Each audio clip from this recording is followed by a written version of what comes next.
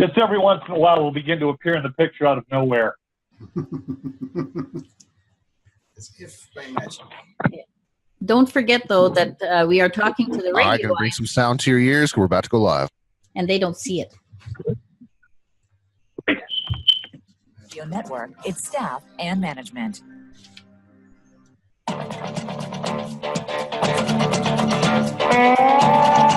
Have you ever wondered what hypnosis might be and what it can do for you? No. You've come to the right place.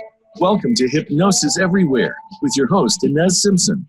This is the show that talks to everyone, from the experienced practitioner to the cautiously curious, and yes, even the skeptics.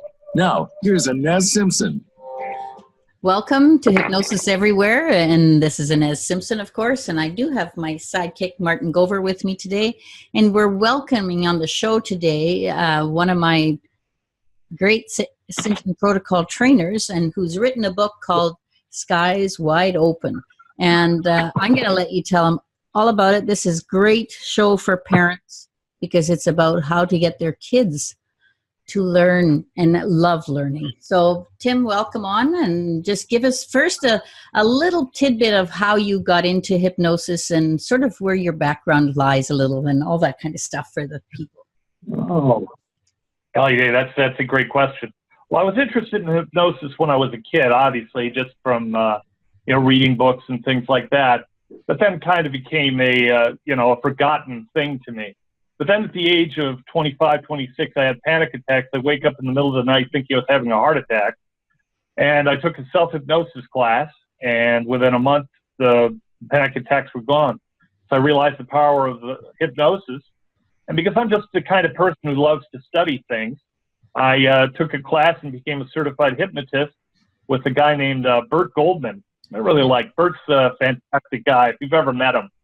They call him the American monk, and he has an interest in so many different healing modalities. I went from there and did hypnosis sort of part-time. I also was a school teacher for a long time. And I eventually became a certified instructor with the National Guild of Hypnosis, combining my two great loves, hypnosis and teaching. And now I teach classes in hypnosis. So if I can learn hypnosis and I can learn all the things I did, I went through a lot of college programs and, have some degrees and so forth. And I don't think I'm necessarily any quicker than anyone else. So what I determined was, if I could teach other people how to utilize their minds to learn more easily and let the educational experience be a little more fun for them, it could be a real beneficial thing. So as a school teacher, I used some of the techniques that I discussed in the book with my students when they came in. But I thought if you really want to do anything, you want to establish a solid foundation, right? Yeah. If children have a good foundation from when they're very young, and they learn how to learn and how to enjoy learning, it doesn't matter who their teacher is. They already have the tools available to take whatever information comes to them and utilize it in the best way for them to move forward and have a happy and healthy life. Because ultimately, that's what we want for our kids, to be happy and healthy. And the more knowledge they have, the more able they are to reason when the issues, the vagaries of life come up, the happier they're going to be in their lives. So that's kind of why I wrote the book. And it's called Skies Wide Open, and then it has a subtitle. And what, you better give us a subtitle. Okay, how to teach your child to dream big and love learning. One of the thoughts I've always had that I share with people is the fact that when you define something, you end up limiting it. You don't just say what it is, you also say what it is not.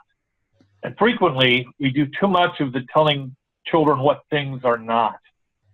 But we don't tell them why they're not. It's the idea of when a parent is asked a question from the child, they believe the child just wants the answer. And if they give them the answer, the child has that one little tidbit that they can file away. But if you show a child how to research and find out these things and use their natural curiosity, not just use it, but feed it until it becomes just a natural part of who they are, it allows them to begin to take things in, to reason them, make decisions in their life, all those things, just reasoning ability and the ability to think deeply. If children begin to do that at the very beginning and they're honored for it by their parents, it doesn't just end in childhood, it carries on beyond that. And then children and parents become co-explorers into this incredible world. What I think is wonderful about education is you can share a love of education with anyone.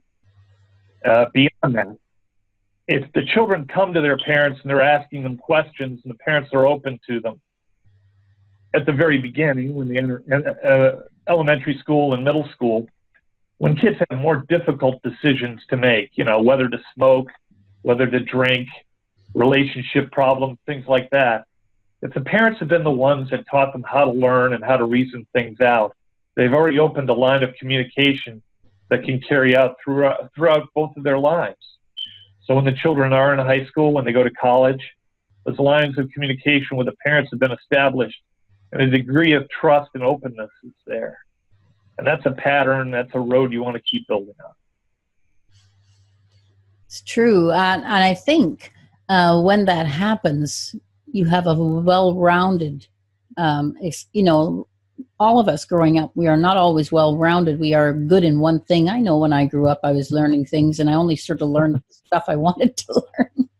So it's about you getting, and that's important, right? I was sort of a little segue for you to lead in how to create that for them. Let's talk about this. What did you like to learn when you were younger, Inez? In school, I was interested in all kinds of things that I could think out of, but if it was too simple for me, I would get kind of bored. And actually, I got to a stage that I did all kinds of weird things. I was really good at math, like regular math, but when I suddenly got into algebra, it's like I shut down and didn't even want to learn it. So if I had actually been instilled with some earlier help, I've done okay, right? But I'm thinking when I was in school, it would have been much easier if I'd had some of the stuff that you're talking about. Okay.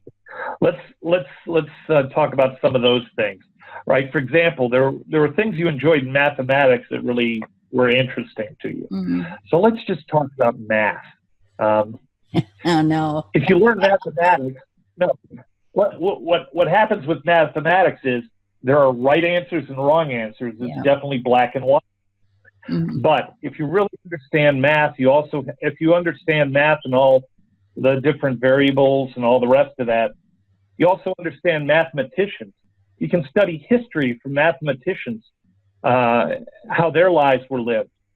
And if you understand mathematicians, you can understand sociology, you can understand all these different things. What you end up doing is finding the thing a child likes, and you begin to expand on it. Think about I'm going to use a metaphor. We'll say that the thing they truly love is like the sun, okay? Hopefully it doesn't burn them. But it's like the sun. It begins to radiate out. And you take the passion the children have and you allow it to move out beyond that. You want to understand math? Great. Let me talk to you about Kepler or Euler and how they discovered calculus in a very similar period of time. You could understand how mathematics allows us to understand the universe, how to be able to measure things, how the idea of the world being round was actually discovered by the ancient Greeks, 350 BC or so. I mean, understanding math, if you just understand math, you also can understand science, you can understand sociology, you can understand all those different elements. That's a great thing. Children have got to feed the passion that they're given. If that passion is fed and honored, they're going to be able to take it and move it to all different places.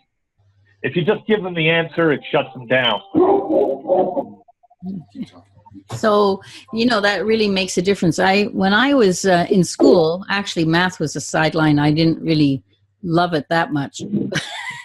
But what I did like was English, and not the grammar part or any of that. I never liked that. But it was about that. And I remember I wrote an essay on the philosophy of life. I think I was, 10 10 or 12. But I wrote all this stuff, and my teacher wrote on it that I was insane, which was not exactly a good thing to do, you know. So, I think that kind of shut me down for the rest of the year with him, pretty much. Okay. So what we're saying is words have power, and especially when you're young, you know. One of the things I made sure I didn't do when I had a student, if I asked them a question, they gave me the answer, I wouldn't say you're wrong. I'd say something to the effect of, that's really an interesting thought. Tell me, how did you come up with that? Because if I can understand their reasoning, I can figure out where they went wrong, and I can show them how to change the way they reason things. Because ultimately, that's not it. It doesn't matter if you know who Pierre Elliott Trudeau was or Margaret. It doesn't matter if you have those facts in the back of your mind.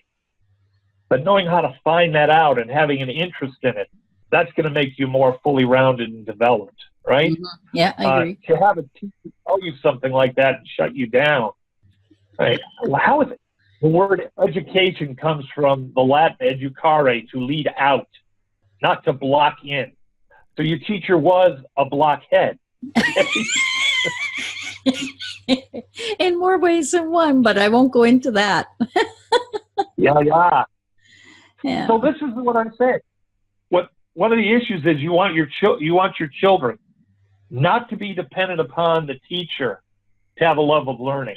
Yeah. You want them to go in, and when they meet the teacher, they realize this teacher is not going to be perfect. They're going to teach you the best way they can. They're going to have obstacles in their way. They're going to have a way of speaking to you that may not work for you.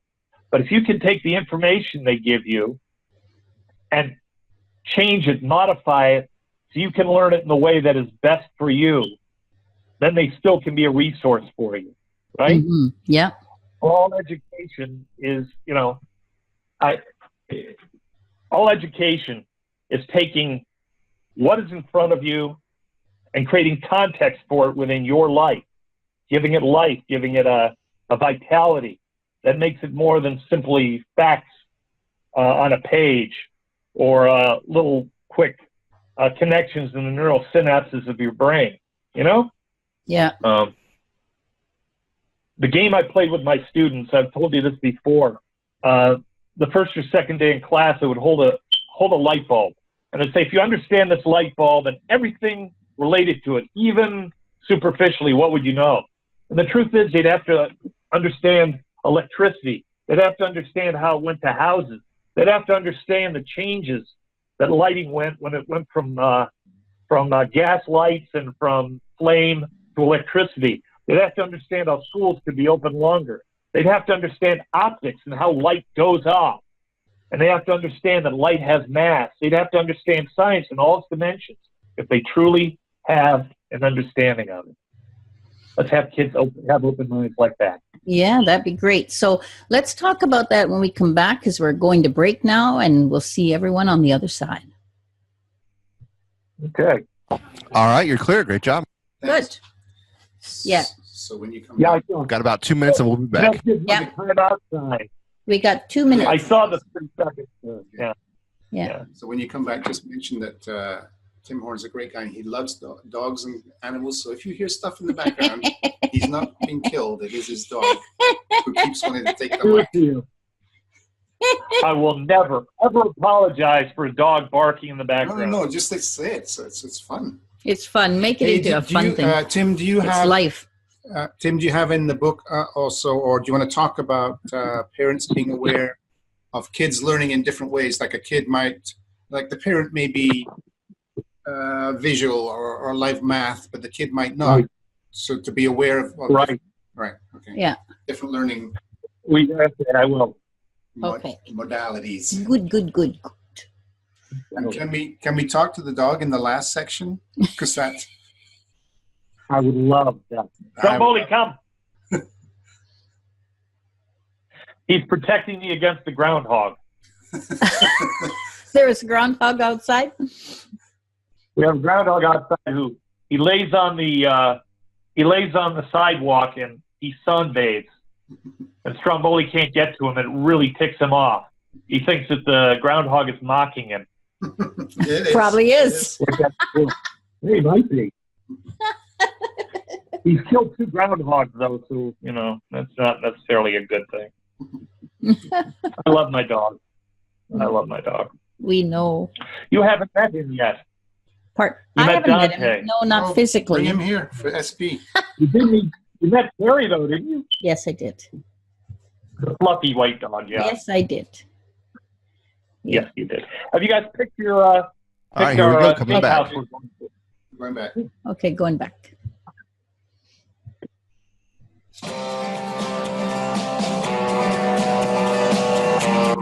You're listening to Hypnosis Everywhere, the Simpson Protocol. To reach the show today, please call into 1-866-472-5792. That's 1-866-472-5792.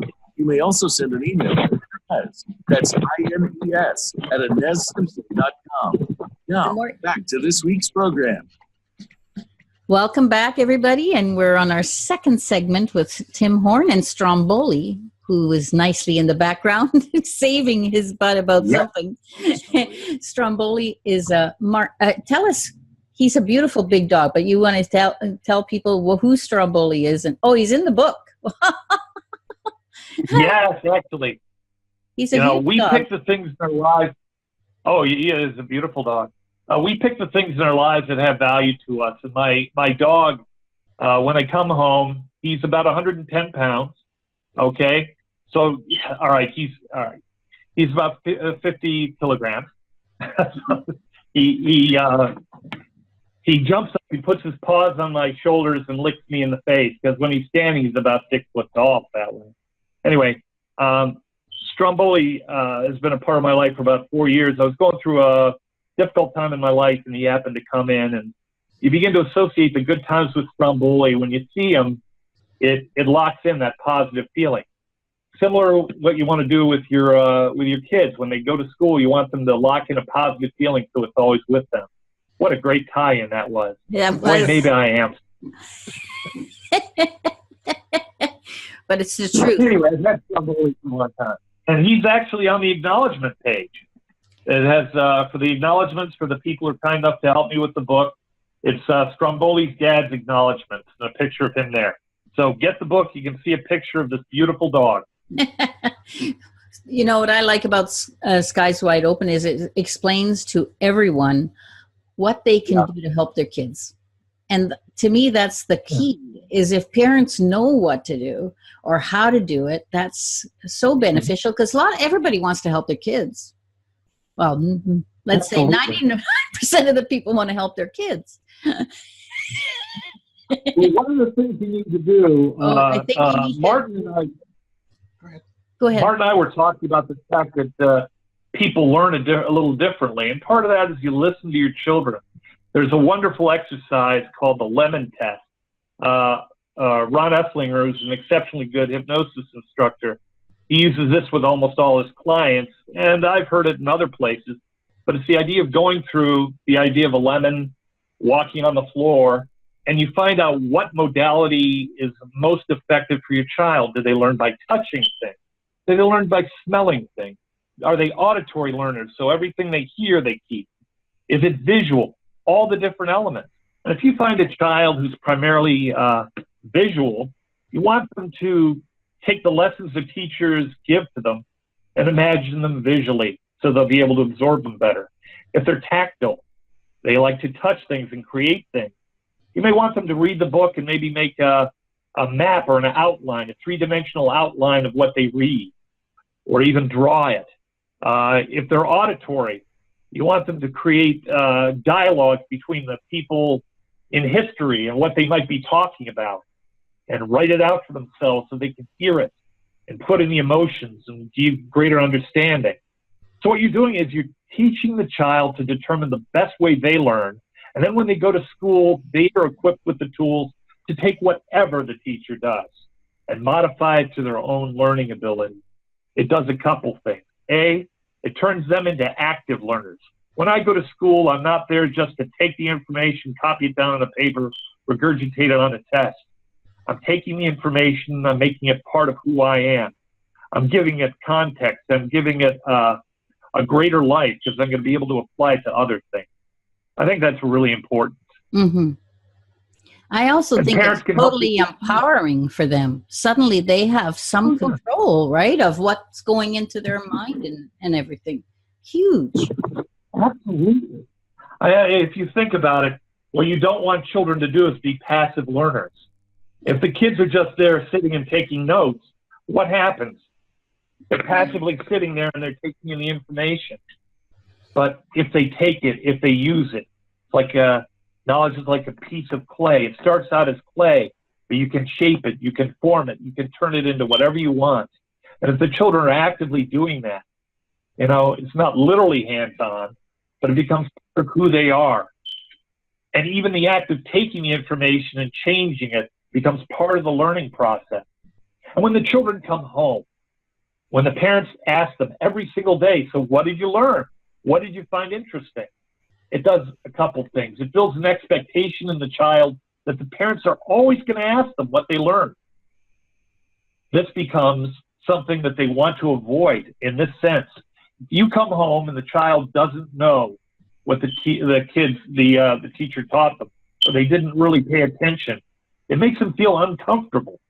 So to avoid that uncomfortable feeling, well, I'm at school, I'm sitting here and I'm learning about, you know, okay, who would they learn about? I'm sorry. I'm learning about The Lion, the Witch, and the Wardrobe, C.S. Lewis. I'm being taught this. You know what? I've got to tell mom and dad about this, so I better pay attention. But I got to do it in a way that they can understand it. You come home, you explain to your parents The Lion, the Witch, and the Wardrobe. You're thinking about it not once, not twice, but 3 times. The teacher tells you, you change it, you modify it for yourself. And then when you come home, you have to reteach it to the parents. So that one bit of information that could have just passively been written down on a piece of paper, it begins to become 3-dimensional. You take it, you begin to own it, and you share it with your parents. And if you do this every time, if the parents say it every time, the children know this is going to be a requirement. And when you come home, it's expected. And they'll do it automatically. And it's not a hardship. It's just a pattern, a habit that's developed, a habit of learning and loving learning. But imagine the bonding becomes great. Yes, and the bonding with the parents is fantastic. I mean, if you think about it, sharing any kind of knowledge is vitally important. But if it becomes an expectation, it's that much better. But now we've talked about the good things that can happen in school. What if something bad happens? What you talked about, that teacher saying to you, you know, you're insane. All right. If you're allowed to come back from school and tell your parents, you know, Mom, Dad, I had this experience with this teacher and she said I was insane. And your parents say, oh, okay, well, let me ask you, what can you do so that doesn't happen or it won't hurt you? Then you become, what happens is the parents will tell you, you know, bad things are going to happen in school. I accept that. But what they're not allowed to do is stop you from going forth and learning. They're not allowed to prevent you from truly enjoying learning. Even the bad things become the lessons for you. So one of my favorite sayings, and the one you hear me say frequently, is this: there are 2 things in life. They're gifts and lessons, right? And Ed, you're one of my favorite people. I think you know that. You're always bubbly, and, you know, you're just crazy enough that I feel your positive energy all the time. Now, that's a gift to you. Now, Inez, you have the opportunity to take that gift. You say, you know, Tim, that was really nice of you. Thank you so much. And if you do it that way, it does 2 things. A, it says to you, you know, I am a good person. I am bubbly. I have this great energy. And I accept that. That makes you feel better. But beyond that, you're saying my opinion of you means something. And by you accepting it fully, you're honoring me and you're showing the appreciation of who you think of me as a person, right? Yep. What you have to do is determine you want your children to determine that they have the right to give people power to make them feel better, but they also have the power not to allow them to make you feel bad. Yeah. Right? And that includes teachers. Mm-hmm. Well, that's a great thing. They start to learn how to live life in a much more empowering way and much more learning way, because I know I was interested in a lot of stuff and it was, somewhat shut out. And I didn't have this. I'm not saying my parents didn't support me, but they didn't have a lot of time. They worked shifts and things, so they weren't home when I got home, all those things. So I think, you need to envelop as a parent, if you understand how much this means to the child and how much greater it'll be. And so I'm sort of looking at the parent right now, because I know that everyone has tough times in between. They have, shift work, they have other kids, they have all kinds of stuff. And just the understanding that if they do, it doesn't have to take a lot of time. It's about teaching them how to learn for themselves, but being present so that they have someone to play things off of and understand. And, they'll start to talk to you much more about what's happening negatively at school than before. Yeah, that's true. But if you think about it, it's like the volcano where all the pressure builds up, and by them being able to talk about it and realize there won't be a judgment or anything like that, they can let it out. Parents who are doing shift work, spending some time with your kids, just spending time with your kids and say, I was working down at the mill, and some things came up that were difficult for me to deal with. You know what? I really appreciate the fact that you're in school and you're learning, so maybe you'll be able to get a better job. I think that is so incredible. I didn't learn as much as I should. Tell me what you learned today that could help me. Yeah. What you're doing then is you're telling children that there isn't a hierarchy of who can teach whom. When I have a client come in, I can have 10, 11, 12-year-old kids, and I'm pretty well educated. I'm okay. I'm not super smart, but I'm smart enough. And a kid will come in and he'll say things to me, and he has such a different approach, a different way of viewing things, that I can learn from him.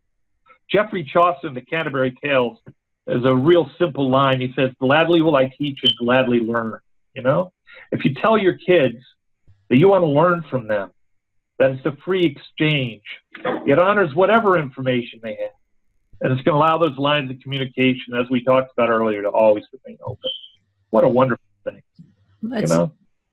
I think that's great. Even, and the whole thing about some people are very oriented on the grade, but I mean, if you're doing this, for me, the grade is another aspect that's not even important, because you are now creating a human being that's well-rounded and has self-esteem. You're so right. Let me talk about a thing we have in the Commonwealth of Virginia.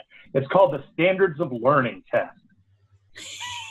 And let me give you an idea.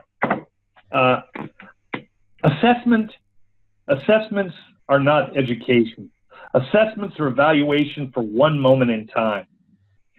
And to tell somebody they're being judged for that is absolutely ridiculous. And in 30 seconds, I can't go through it with you. So I think I'm just going to cut it off. And when we come back from the break, I will go on a tirade that will burn the hair off your head. Okay, well, we'll see you on the other side. All right, you're clear. Thanks. You and your whatever, and I'm going, you might want to use this Zoom thing, and they'll think, they'll love you. It's good. Oh, I'm doing the head blowing up and stuff. Well, you said they couldn't see us. Well, they can, not on the radio, but you might want to use the Zoom recording eventually again for you. It's all your choice, just like everything else in life. Well, this is what we're doing. We're having fun, Yeah. Do you want to, after the tirade, because that's important, that the second part of that book is about building the kids' dreams, fostering dreams. Do you want to maybe touch on that a bit? Like their goals and dreams and aspirations? Yeah. We'll talk about that. Yeah. As for their dreams, what you want to do is have them, feed whatever their passion is, okay? With me, it's helping people. I love to help people, right? I love to help people. Stromboli, enough. Yeah. Come on the radio. There may be something about, because you're talking about, like, let's say you're at school and you say to the teacher, I'm thinking becoming a whatever, astronaut, fireman, Barbie doll, whatever, and they say that's stupid. Is there some way to allow that child, go for that dream, go for that goal, Yeah. Some topic such as. But don't forget the rant, though. We need the rant.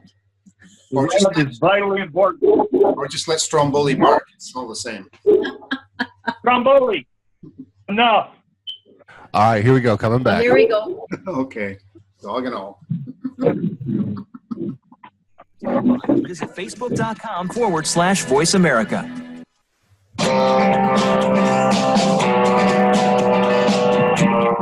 You're listening to Hypnosis Everywhere, the Simpson Protocol. To reach the show today, please call into 1-866-472-5792. That's 1-866-472-5792. You may also send an email to Inez, that's INES, at InezSimpson.com. Now, back to this week's program. Welcome back, everybody, and I'm going to go straight to Tim Horn so he can get back on his rant. Go for it. Yes. Okay. Let's talk about standardized testing. If you go into a school system and the school system's evaluated by and determined how effective they are by scores they have on a standardized test, the teachers automatically begin to, like it or not, teach to the test. That should absolutely have nothing to do with education. A test is wonderful, but a test should be there to tell children, surprisingly, what they don't know and how they can learn better. That's all it's for. A letter, an A, a B, a C, or a D, they should have absolutely no effect on whether a child feels if they're learning or not. We have, as I was talking, in the Commonwealth of Virginia where I live, they have this standards of learning. And essentially, I have children who are absolutely brilliant. They can go and learn so much more. But I have to take in a class of 25, 30 different students. What I had to do is I had to allow those students to understand how to take the test better. I taught them techniques so that they could learn how to take a test. That has nothing to do with education. And the fact is I did it as little as possible.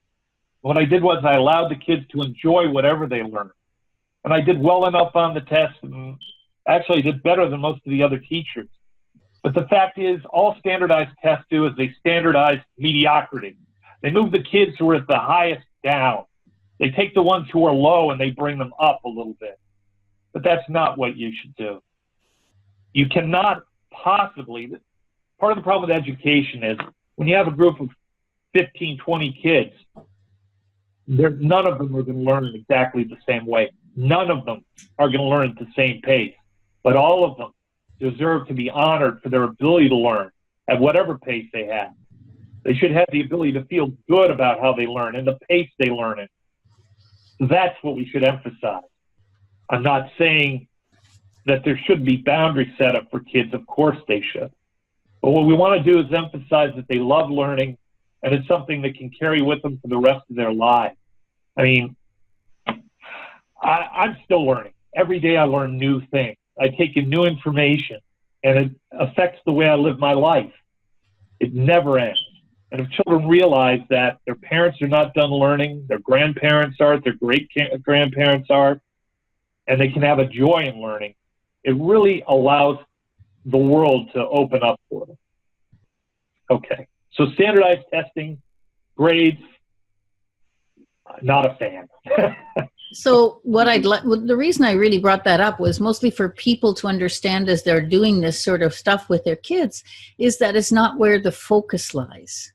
It's not about, yes, you want them to do well, but don't, you didn't make an A, you're in trouble now, that kind of stuff, Oh, golly dang, no. Well, that's good. First of all, again, we talked about if you come back from school and you've had a bad experience, and your parents ask you every single day, so what went wrong in school today? Well, this did. Okay. Well, how can you make it better so it helps you, grow and get to be a better person? Oh, well, I hadn't thought about that. I mean, look at that. They begin to take every event that occurs in their life as that lesson we talked about. Mm-hmm. And if they take the lesson, the pain, the anxiety, the stress that's been created from it are not the important thing. It's the lesson that allows them to move forward and grow. That's the important thing. But it's what we emphasize that we give power. There you go. Grades and letters should not be the emphasis. Okay, great. I got that in there. Yeah. Okay. So there's something else I'm sure you want to say, so I'm just going to let you say it. Okay. Why are we doing this? Why do we want our kids to learn like this? We want them to learn like this so they can be happier in life. We want their minds to be so open that whatever comes to them, they have a way of putting it in their minds in a way that's acceptable for them. You don't want education to be stressful for them. You want it to be enjoyable. And you want them to be able to take whatever comes to them and apply it to something else. When I was growing up, I went to a very good high school, kind of innovative. And there was a girl who sat next to me in my physics class. And she was very, very bright, I thought. She did well, and she always had an interest in aeronautics and all the rest of this. She ended up going to the Naval Academy, and she became one of the astronauts on the space shuttle. Okay, I mean, exceptionally bright. But in high school, did I see that for her? Absolutely not. What she did was she took all the information she had, she took the passion she had, and because she realized she could take it and apply it to whatever she wanted, she went to the Naval Academy, and she ended up joining the astronaut corps, right? I mean, that's absolutely incredible. What we don't want to do is limit what our children can do. You know? The runner, Roger Bannister, okay, who broke the 4-minute mile. Before he broke the 4-minute mile, people said this mankind just may not be capable of doing it. Well, just so happened, Roger Bannister was studying to be a doctor. He understood oxygen, and he took a study of it, and he began to realize that, you know, if I do this thorough study of how much oxygen you take in, how the human body, works, I don't have to believe in this idea that the 4-minute mile is impossible. And he ended up breaking the 4-minute mile. As soon as he did that, the 4-minute mile was done repeatedly after that. But people had put a limitation in their minds on exactly what they could do, right? The book I talk about, and I know I've spoken to you about it, is one of my favorite books is Richard Bach's Illusions. And one of the passages it has is, if you argue for your limitations, they become yours, right? But the only person who could put a limitation on you is you, right? We want to make sure that children don't feel that there's a limitation. Or if there truly is some sort of physical limitation, they challenge it to see how far they can go. One of the great minds of the 20th century was a man named Richard Feynman. And Feynman wrote a book called The 6 Introductory Lessons in Physics. And he talked about what they do in physics. He said, you want to think of the world as a chessboard, and you put the piece down at the corner, and then you experiment. And as you experiment, you're seeing how far the piece can move. And sometimes you see it can move to a different square, sometimes it can't. But in doing this, you're finding out the true range. We do that with all knowledge.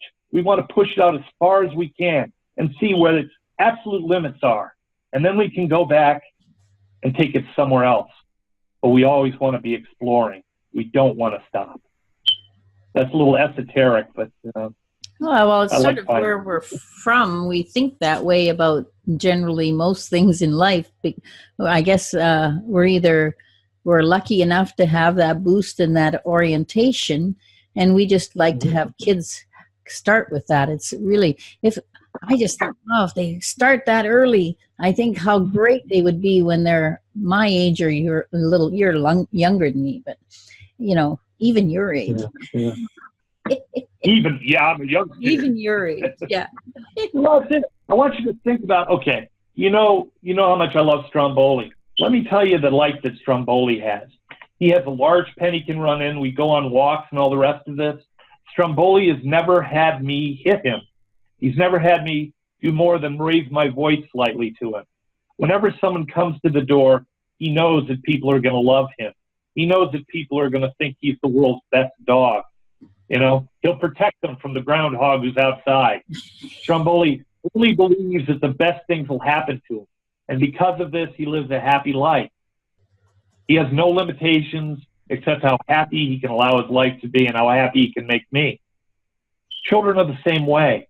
It doesn't mean you don't warn them, but it's the way you warn them. I'll give you an example. We don't have a lot of time. But if you see a child walking toward a hot stove, you can yell at them, "Don't go by the stove."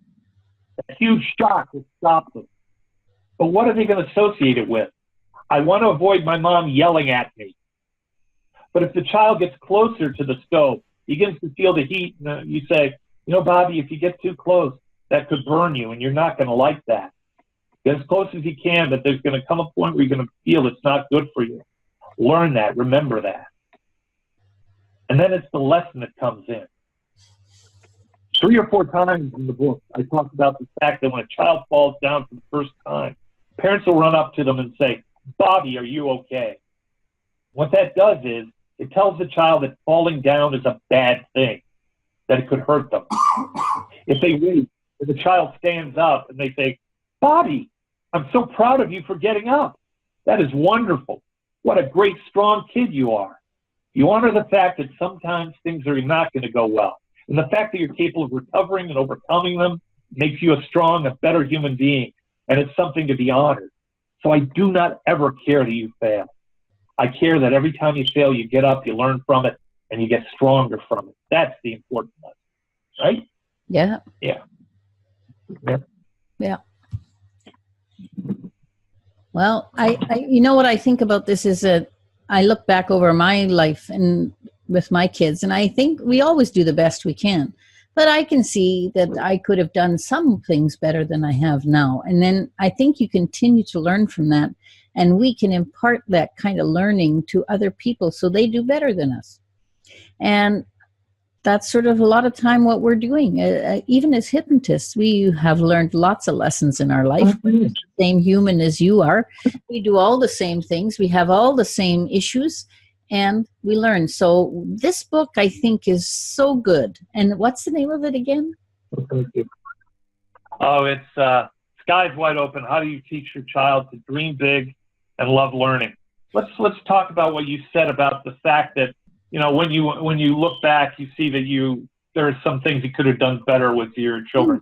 Who, by the way, every time I talk to them, I think they're wonderful. But this is the question. Somebody asked me today what I do as a hypnotist. And I said, well, what I am is a mental parole officer.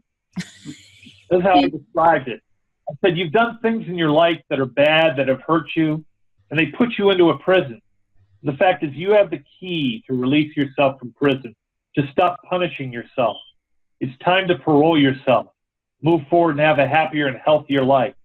Take the lessons. Don't hold on to the pain, the anxiety, and the stress.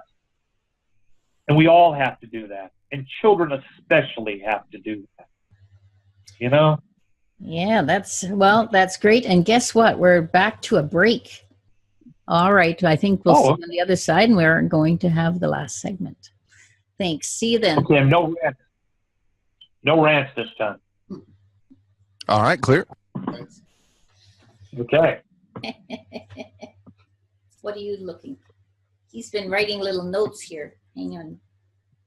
Do you want to maybe, so you got the last 9-minute wrap up, which is usually try to talk about something. Maybe, can you talk about as hypnotists, kids have different kind of learning, but my kid's not that bright. My kid can't learn that well. But as a hypnotist, that's what he's saying about. That's what they say. People say. I know. As hypnotists, what we discover the power of the mind, because we go into the really powerful part. Everybody has huge potential, and as hypnotists, we understand that, and therefore we want to impart it to our kids, sort of thing. Yeah. And you want to maybe mention also that, you know, a kid falls down and the mother goes and grabs it and, oh, you're going to be okay, you're going to be okay. Or What the kid learns is to fall down, is to start being in a bad place so that they can be comforted. Yes. Maybe? There's a wonderful story from Joyce Brothers, Dr. Joyce Brothers. You know who she was? Or is that a little old? Was that you? Dr. Joyce Brothers had a story about. Did you put that chat up? Do we have some time? Did you put that chat up? No. Can you hear me? Oh, yeah, I put hello, everyone. Oh, okay. For listening. All right, good. Yeah, sorry, go ahead. Dr. Joyce Brothers said when her child was growing up, whenever she cried, she'd run over and pick her up and comfort her. And what she ended up realizing was she was teaching her child to cry when she wanted to be held. Right. So she was associating the bad thing with the positive, right? Yep. Well, we want to do this is break change is a little that. shorter, so we're going to have about 10 minutes when we come back, all right? Okay, great. Okay. And we are coming back, by the way. Okay. Shows and network on our timeline. Visit facebook.com/Voice America.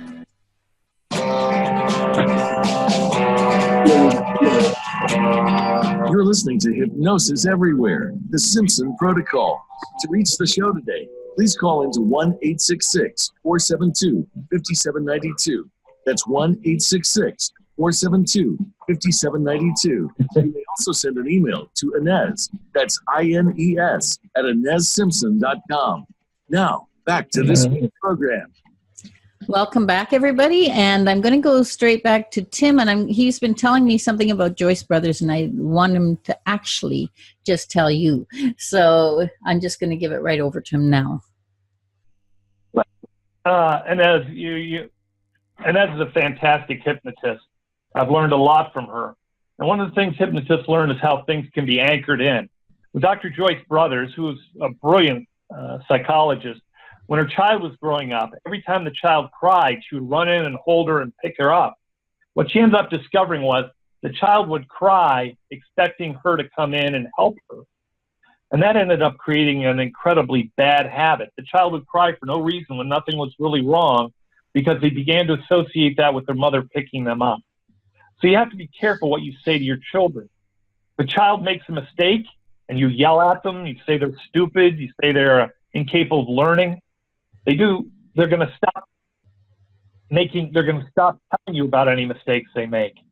They're going to hide them because they're going to protect themselves from danger, real and imagined. We don't want to anchor our children to believe that if they do something bad, they should hide it and avoid having any kind of punishment. You want them to know that as long as they're honest and they move forward, punishments will be minimal. I'll give you an example. I happen to have one of the world's, I have to be honest, I have the world's best nephew. I have a nephew named Noah. And Noah made a mistake in school, a minor one, and I got called by the principal because his mom and his dad were away.